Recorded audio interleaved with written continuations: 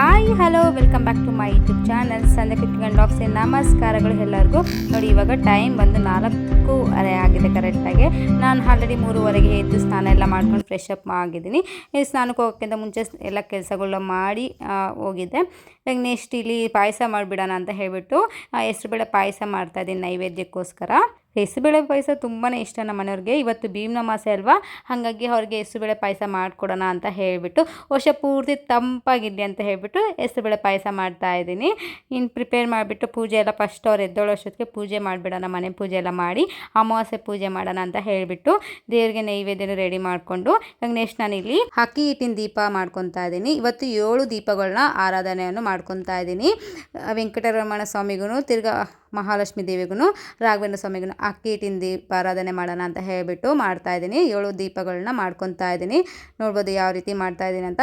ಇದು ಏನಕ್ಕೋಸ್ಕರ ಮಾಡ್ತೀವಂದರೆ ಅಕ್ಕಿ ಹಿಟ್ಟಿನ ದೀಪಾರಾಧನೆ ಮನೆಯಲ್ಲಿ ಏನೇ ಒಂದು ಪ್ರಾಬ್ಲಮ್ ಇದು ಎಲ್ಲವನ್ನು ನಿವಾರಣೆ ಆಗ್ತಾ ಬರ್ತಾ ಇರುತ್ತೆ.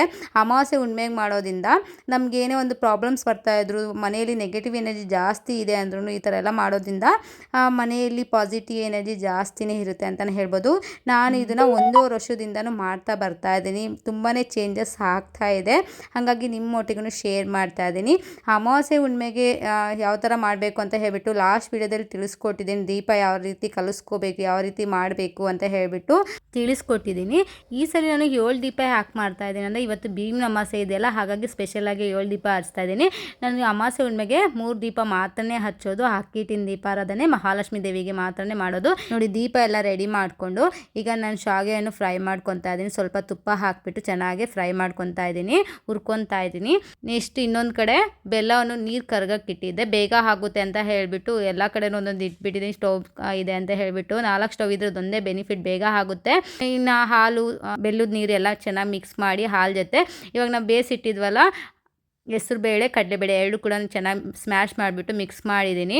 ನೋಡ್ಬೋದು ಯಾವ ಥರ ಆಗಿದೆ ಅಂತ ಹೇಳಿಬಿಟ್ಟು. ಇದು ಸ್ವಲ್ಪ ತಾಗ್ತಾನೆ ಗಟ್ಟಿ ಆಗಿಬಿಡುತ್ತೆ, ಹಾಗಾಗಿ ಸ್ವಲ್ಪ ಈ ಥರನೇ ನೀರಾಗಿ ಮಾಡ್ಕೋಬೇಕಾಗುತ್ತೆ. ಇನ್ನು ನಾವು ಫ್ರೈ ಮಾಡ್ಕೊಂಡಿದ್ವಲ್ಲ ತುಪ್ಪದಲ್ಲಿ, ಅದೆಲ್ಲ ದ್ರಾಕ್ಷಿ ಗೋಡೆ ಮೇಲೆ ಮಿಕ್ಸ್ ಮಾಡಿ ಇಟ್ಬಿಟ್ಟು ಬಂದೆ.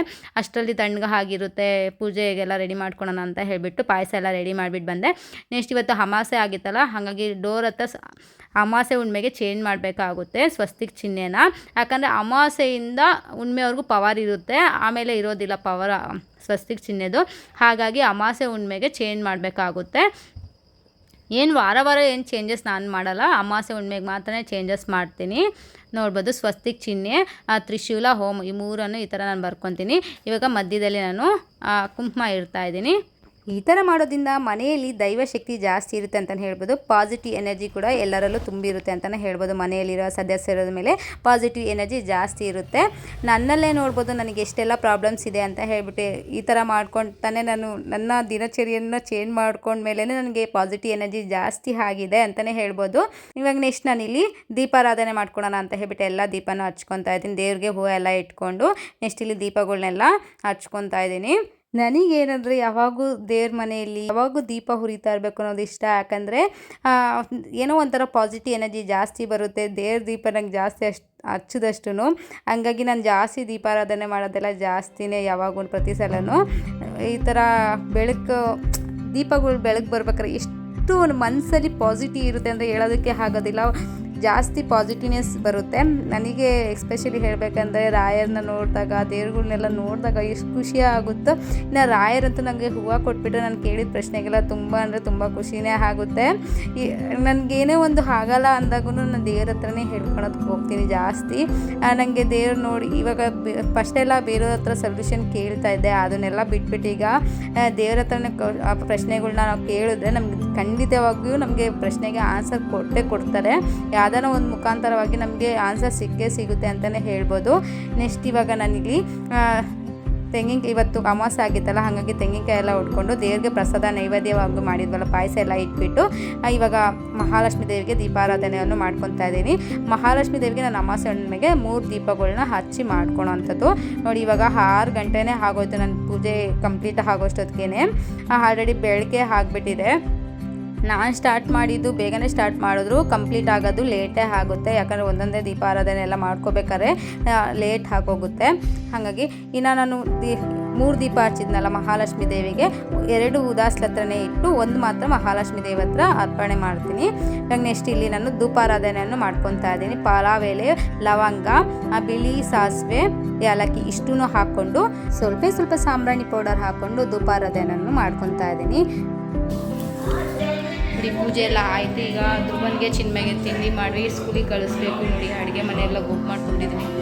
ಬೇಗ ತಿಂಡಿ ಮಾಡಿ ನಾನು ಡ್ರೆಸ್ ಚೇಂಜ್ ಮಾಡಿಕೊಂಡು ಅಡುಗೆ ಮಾಡಿದೆ. ಇನ್ನು ಡ್ರೆಸ್ ಎಲ್ಲ ಗಲೀಜು ಆಗುತ್ತೆ ಅಂತ ಹೇಳಿಬಿಟ್ಟು ಹಾಗಾಗಿ ಡ್ರೆಸ್ ಚೇಂಜ್ ಮಾಡಿಕೊಂಡು ಅಡುಗೆ ಮಾಡಿ ನಮ್ಮ ಮಕ್ಳಿಗೆಲ್ಲ ರೆಡಿ ಮಾಡಿಬಿಟ್ಟು ಪಾಪ ಧ್ರುವನೇನೋ ಅವನೇ ರೆಡಿ ಆಗಿಬಿಡ್ತಾನೆ. ಚಿನ್ಮಯ್ ಪಾಪ ಇವಾಗಂತೂ ಸ್ವಲ್ಪ ಚಳಿ ಇದೆ ಇಲ್ಲಂತೂ, ಹಾಗಾಗಿ ಎದ್ದೋಳೋದಕ್ಕೇ ಆಗೋದಿಲ್ಲ. ಪಾಪ ಅಳ್ತಾ ಇರ್ತಾನೆ, ಎದ್ದೋಳೋದಕ್ಕೆ ಇನ್ನೂ ನಿದ್ದೆ ಬರ್ತೈತೆ, ಇನ್ನೂ ಸ್ವಲ್ಪ ಹೊತ್ತು ಮಲಗ್ತೀನಿ ಅಂತ ಹೇಳಿಬಿಟ್ಟು ನನಗೆ ಇವಾಗ ಏನು ಫೀಲ್ ಆಗ್ತಾಯಿದೆ ಅಂತ LKGಗೆ ಹಾಕಲೇಬಾರ್ದಿತ್ತು, UKGಗೆ ಹಾಕಿದ್ರೆ ಆಗೋದಲ್ವಾ ಅಂತ ಅನ್ನಿಸ್ತಾ ಇದೆ. ಯಾಕಂದರೆ ಇವ್ರಿಗೆ ಪಾಪ 7:15ಗೆ ವ್ಯಾನ್ ಬರುತ್ತೆ, ಅಷ್ಟರಲ್ಲಿ ರೆಡಿ ಆಗಿರಬೇಕಲ್ಲ. ಹಾಗಾಗಿ ಇವಾಗ ನೋಡಿ ಮನೆ ಮುಂದೆ ರಂಗೋಲಿ ಇದೆ ಹಾಕಿದ್ದು, ಬೆಳಗ್ಗೆ ಕುತ್ಕೊಂಡು ರಂಗೋಲಿ ಹಾಕಿ ಸ್ವಲ್ಪ ಅದಕ್ಕೆ ಲೇಟ್ ಆಗೋಯ್ತು ಪೂಜೆ.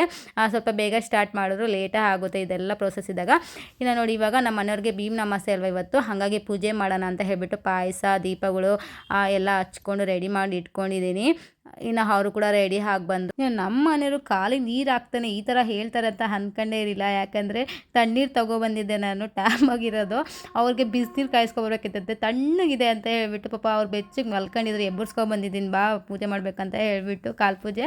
ಪಾಪ ಇನ್ನು ಆಫೀಸ್ಗೆ ಹೋಗ್ಬಿಡ್ತಾರೆ, ಟೈಮ್ ಆಗುತ್ತೆ ಅಂತ ಹೇಳ್ಬಿಟ್ಟು ನಾನು ಬೇಗನೆ ಮಾಡ್ತಾ ಇದ್ದೀನಿ. ಇನ್ನು ಅವ್ರಿಗೆ ಬಿಸಿನೀರಲ್ಲಿ ತೊಳಿಬೇಕಾಗಿತ್ತಂತೆ, ಪಾಪ ತಣ್ಣಗಿದೆ ಅಂತ ಹೇಳ್ಬಿಟ್ಟು. ಅದಕ್ಕೆ ನಾನು ಹೇಳ್ತಾ ಇದ್ದೀನಿ, ವರ್ಷ ಎಲ್ಲ ಇನ್ನು ಬಿಸಿ ನೀರು ಹಾಕ್ಬಿಟ್ರೆ ಇನ್ನು ವರ್ಷ ಎಲ್ಲ ಕುಗಾಡ್ತಿರ್ತೀವಿ, ಬಿಸಿ ಆಗಿರ್ತೀವಿ, ಅದಕ್ಕೆ ತಣ್ಣಗಿರಲಿ ವರ್ಷ ಎಲ್ಲ ಅಂತ ಹೇಳಿಬಿಟ್ಟು ತಣ್ಣೀರಾಗಿ ತೊಳಿತಾ ಇದ್ದೀನಿ ಅಂತ ಹೇಳಿ ಡೈಲಾಗ್ ಹೇಳ್ತಾ ಇದ್ದೀನಿ. ಪಾಪ ಅದಕ್ಕೆ ನಗ್ತಾ ಇದ್ದಾರೆ. ಇವತ್ತು ಭೀಮ್ ಅಮಾವಾಸ್ಯೆ ಅಲ್ವಾ, ಹಾಗಾದರೆ ಸ್ವಲ್ಪ ಮಾಹಿತಿಯನ್ನು ತಿಳಿಸ್ಕೊಡ್ತೀನಿ. ಭೀಮ್ ಅಮಾವಾಸ್ಯೆ ಏನಕ್ಕೋಸ್ಕರ ಮಾಡ್ತಾರೆ, ಪತ್ನಿ ಏನಕ್ಕೆ ಮಾಡ್ತಾರೆ, ಕಾಲು ಪೂಜೆ ಏನಕ್ಕೆ ಮಾಡ್ತಾರೆ ಅನ್ನೋದ್ರ ಬಗ್ಗೆ ಇವತ್ತಿನ ವಿಡಿಯೋದಲ್ಲಿ ತಿಳಿಸ್ಕೊಡ್ತೀನಿ. ನನಗೆ ಎಷ್ಟು ಗೊತ್ತಿದೆ ಅಷ್ಟು ನಿಮಗೆ ತಿಳಿಸ್ಕೊಡ್ತೀನಿ. ಇದನ್ನು ಆಷಾಢ ಮಾಸದ ಅಮಾವಾಸ್ಯೆ ಎಂದು ಆಚರಿಸುವ ಪ್ರಮುಖ ವ್ರತ ಆಗಿರುತ್ತೆ. ಪ್ರತಿಯೊಂದು ಹೆಣ್ಮಗುನು ಇವತ್ತು ಉಪವಾಸ ಇದ್ದು ಮಾಡುವಂತಹ ವ್ರತ ಆಗಿರುತ್ತೆ ಇದು. ಕರ್ನಾಟಕದಲ್ಲಿ ಇದನ್ನು ಭೀಮನ ಅಮಾವಾಸ್ಯೆ, ಜ್ಯೋತಿರ್ಭೀಮೇಶ್ವರ ಅಮಾವಾಸ್ಯೆ ಎಂದು ಕರೆಯಲ್ಪಟ್ಟಿದೆ. ದೀಪಸ್ತಂಭ ಪೂಜೆ ಅಂತಲೂ ಕರೆಯುತ್ತಾರೆ ಇದನ್ನು. ಮುಖ್ಯವಾಗಿ ಶಿವ ಮತ್ತು ಪಾರ್ವತಿ ದೇವಿಯನ್ನು ಆರಾಧಿಸಲಾಗುತ್ತದೆ. ಭೀಮನ ಅಮಾವಾಸ್ಯೆ ದಿವಸ ದೀಪಸ್ತಂಭ ಅಥವಾ ಜ್ಯೋತಿಯನ್ನು ಶಿವ ಪಾರ್ವತಿ ಪ್ರತ್ಯೇಕವಾಗಿ ಪೂಜಿಸುವ ಸಾಂಪ್ರದಾಯಿಕವಾಗಿದೆ. ಇನ್ನು ಗಂಡನ ಆರೋಗ್ಯಕ್ಕಾಗಿ, ದೀರ್ಘಾಯುಷ್ಯಕ್ಕಾಗಿ, ಸುಖ ಮತ್ತು ಕ್ಷೇಮಕ್ಕಾಗಿ ಪ್ರಾರ್ಥಿಸುತ್ತಾರೆ. ಪ್ರತಿಯೊಂದನ್ನು ಅಷ್ಟೇ ಪೂಜೆ ಮಾಡ್ಬೇಕಾದ್ರೆ ಅವ್ರು ಏನೇ ಒಂದು ಗಿಫ್ಟ್ ಕೊಡ್ತಾರೆ ಅಂತ ಎಕ್ಸ್ಪೆಕ್ಟೇಷನ್ ಇಲ್ಲದೇ ಮಾಡುವಂತಹ ವ್ರತ ಇದು. ಯಾಕಂದರೆ ನಾನು ಪ್ರತಿ ಸಲನೂ ಮದುವೆ ಆಗಿ 9 ವರ್ಷ ಆಯಿತು, ಅವರಿಂದ ಯಾವುದು ಕೂಡ ಎಕ್ಸ್ಪೆಕ್ಟ್ ಮಾಡಿಲ್ಲ. ಅವ್ರು ಯಾವಾಗೂ ಚೆನ್ನಾಗಿದ್ದರೆ ಅದೇ ನಮಗೆ ಗಿಫ್ಟ್ ಅಲ್ವಾ, ಅದಕ್ಕಿಂತ ನನಗೆ ಬೇರೆ ಏನೂ ಬೇಕಿಲ್ಲ. ಅವ್ರು ಖುಷಿಯಾಗಿದ್ದರೆ ಸಾಕು, ಅದಕ್ಕಿಂತ ದೊಡ್ಡ ಗಿಫ್ಟ್ ಇನ್ಯಾವುದೂ ಇಲ್ಲ. ನಾನು ಭೀಮ್ ಅಮಾವಾಸ್ಯೆ ಮಾಡ್ಬೇಕಾದ್ರೆ ಯಾವಾಗ ದೇವ್ರ ಹತ್ರ ಕೇಳ್ಕೊಳ್ಳೋದಂಗೆ, ಇವ್ರು ಯಾವಾಗೂ ಚೆನ್ನಾಗಿರಲಿ, ಯಾವಾಗೂ ಶಾಂತ ರೀತಿಯಾಗಿರಲಿ ಅಂತ ಹೇಳ್ಬಿಟ್ಟು ಕೇಳ್ಕೊತೀನಿ. ಯಾಕಂದರೆ ಅರಸ್ಕೊತಾ ಇರ್ತಾರೆ, ಒಂದ್ಸತಿ ಕೋಪ ಬಂದಾಗೆಲ್ಲ ಅರಸ್ಕೊತಿರ್ತಾರಲ್ಲ, ಹಂಗಾಗಿ ಭಯ ಆಗೋಗ್ಬಿಡುತ್ತೆ. ಹಾಗಾಗಿ ಯಾವಾಗೂ ಶಾಂತ ರೀತಿಯಾಗಿ ಇರಂಗೆ ಮಾಡಪ್ಪ ಅಂತ ಬೇಡ್ಕೊತೀನಿ ದೇವ್ರ ಹತ್ರ. ಅದು ಬಿಟ್ಟರೆ ಇನ್ನೇನು ಕೇಳ್ಕೊಳೋದಿಲ್ಲ. ಯಾವಾಗೂ ಚೆನ್ನಾಗಿರಬೇಕು, ಆರೋಗ್ಯವಾಗಿರಬೇಕು ಅಂತ ಕೇಳ್ಕೊಳೋದಷ್ಟೇ ಪೂಜೆ ಮಾಡೋದು. ನನಗೆ ಭೀಮ್ ಅಮಾವಾಸ್ಯೆ ಬಂತು ಅಂದರೆ ಹಬ್ಬ ಥರ. ಯಾಕಂದರೆ ಕಾಲು ಪೂಜೆ ಮಾಡೋದಕ್ಕೆ ಕಾಯ್ತಾ ಇರ್ತೀನಿ. ನಂಗೆ ಅದೊಂಥರ ಖುಷಿ ಆಗುತ್ತೆ ಮಾಡೋದಕ್ಕೆ, ಪಾದ ಪೂಜೆ ಮಾಡೋದಕ್ಕೆ ಅವ್ರಿಗೆ. ಹಂಗಾಗಿ ಖುಷಿಯಿಂದ ಮಾಡೋದೇ ನನಗೆ ಅದೇ ಸಡಗರ ಅಂತಲೇ ಹೇಳ್ಬೋದು.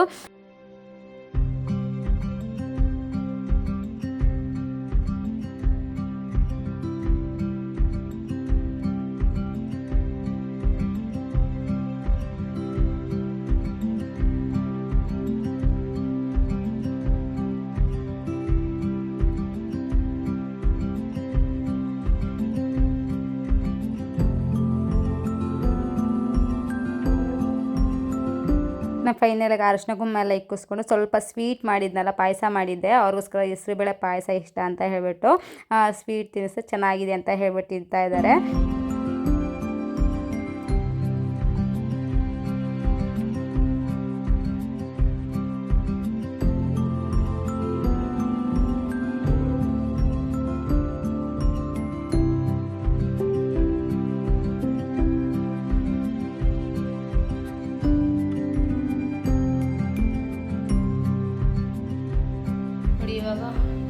ಪಾದ ಪೂಜೆ ಎಲ್ಲ ಮಾಡಿದ್ದಾಯಿತು.